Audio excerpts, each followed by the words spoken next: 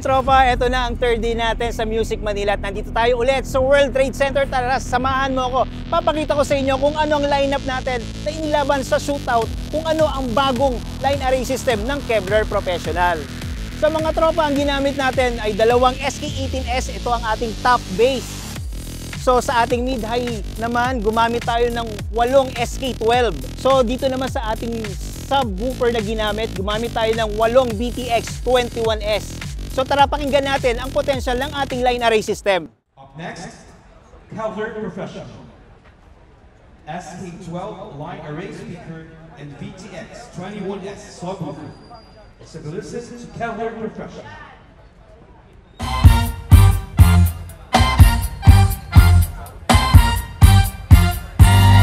I've been through all them changes. A lot of stuff came down. I dealt with all the issues. You might say I've been around. But back when I got started, there was a righteous sound. It doesn't matter what I've been through, I'll still be digging on James Brown. Hey girl, it's your song. Let's see that, but don't. I'ma try to do the things that you don't. Baby, it's your party, I just wanna play. What's that sound? What's that thing that's got me like wow? I'm tryna beat it up 12 rounds. Girl, look at that body, I just gotta say. When you back it up and you drop it down low. When you pick it up, girl, I'm ready to blow. I'ma stack it up and I'm spinning it all. When I throw it up, start twerking like Miley. Twerking like Miley.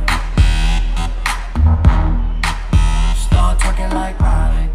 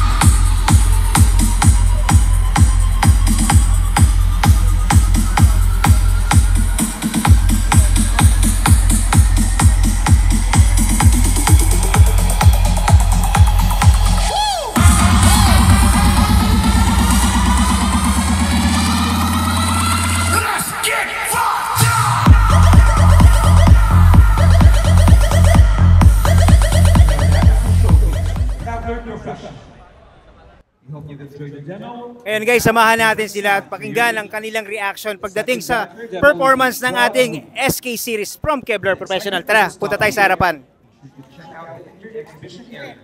Second round for speaker demo will be on 12 noon.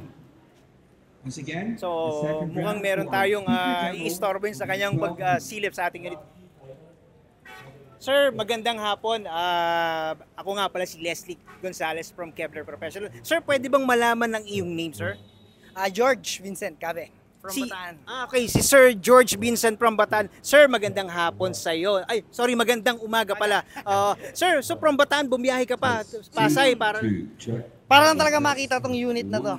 So sir, tanungin naman po namin sa inyo, naging reaction and then ano po ba ang nagustuhan nyo sa ating bagong SK series ng Kevlar Professional? Bali, eto sir, yung 8 pieces na line array na to sir, eto ang ating SK12 and then yung top base natin yan ng ating SK18S. So ano sir ang iyong verdict sa ating bagong models? Para sa akin ito talaga.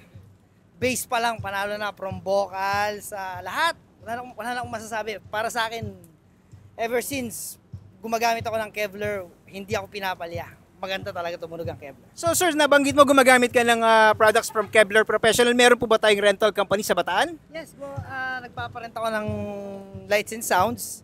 Actually, from bottom to top, hanggang mixer to mic, wala akong ibang brand na ginagamit kundi Kevlar lang talaga. So sir, from Bataan, pwede ba naming malaman and then ma-shoutout mo rin sa ating mga followers ang name ng iyong rental company sa Bataan?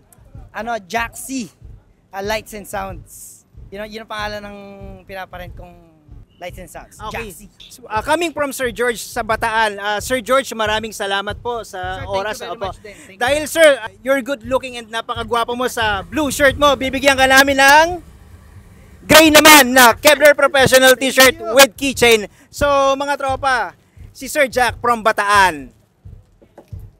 Tropa, nandito tayo ngayon sa likod ng technical booth ng Kevlar Professional at katatapos lang ng ating shootout. So, bubulabugin natin si Kuya Drex, ang technical team ng Kevlar Professional. Kuya Drex, magandang araw sa'yo. Magandang araw, sir. Kuya Drex, hiramin ko lang yung oras mo. Pwede mo ba kaming i-rundown kung ano ang ginamit mong amplifier sa pang-drive ng ating SK18, SK12 at ang ating BTX 21S? Sir, una sa lahat, ang mga amplifiers na ginamit natin para sa ating shootout Ano yan? is ang itong BTX 21S na single natin. Bali, ito pong D5000. So yan ang pinang-drive mo? Yes po, sa ating subwoofers. Oo. Then, sumunod po ang pinaka nag-drive sa ating top bass. Una sa lahat, top bass natin sa pinaka mid-high.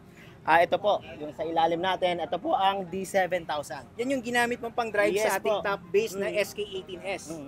Sumunod po ang ginamit natin sa ating pinaka-line array system natin. Ito po ang SK system amplifier rack natin. Ito po ang ginamit natin, ang mid-high natin.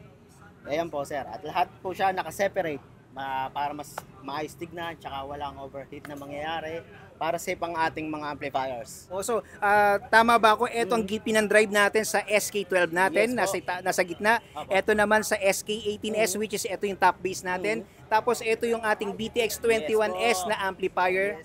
Ito yung pinang-drive natin sa BTX 21S natin. So, kamusta naman ang performance ng ating line array system? Ayun sir, una sa lahat, pagka nagpe-perform ang ating Kevlar Professional, once na tumugtog na, lalo na sa ating pinaka-soundcheck, lumalayo po kami dito. Bakit kayo lumalayo? Lumalayo po kami kasi nga po, grabe yung tunog, napakakinis, napakaganda ng gapang niya. Lahat po kami, minsan nga po pag may tao dito, lumalayo kasi nga po, grabe yung tunog, kakaiba po yung pinaka-sub niya, pinaka-bass niya, at saka yung clarity ng mid-high natin, rinig na rinig. So, pangbugbugan ba talaga? Kung tutusin po, hindi po pambugbugan pang-kill na.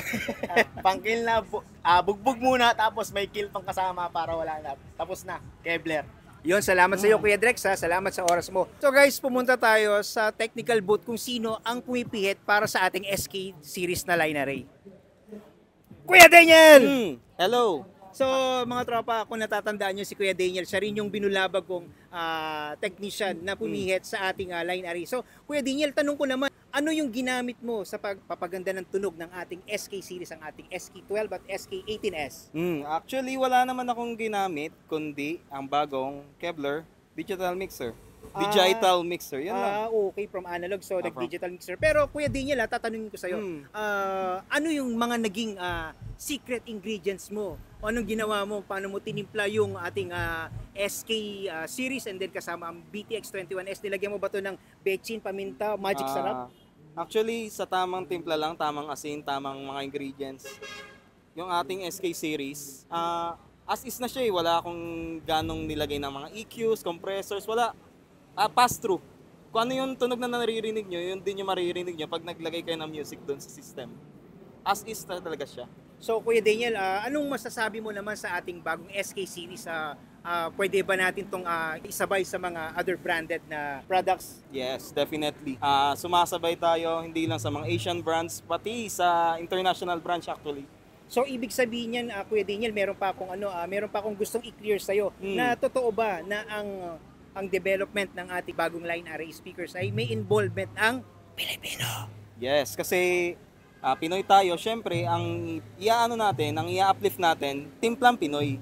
Yung suabe, andun lahat ng recados, andun lahat ng details, clarity, Pati yung roll saka yung gapang ng bass andun. So maraming salamat sa iyo, Kuya Daniel. So mga tropa, sinabi na nga ni Kuya Daniel, ang bagong SK series natin, ang ating SK12, SK18S ay pasok sa panlasa at pandinig ng Pilipino. So proudly Filipino made to, no? Yes, proudly Filipino made at the hearing of the Filipino. So tropa, eto si Leslie at ito ang tunog ko. Ay hindi, ito Ano? ang tunog natin. Ay, sorry po. Ulitin natin, Kuya Daniel. Ito ang tunog natin.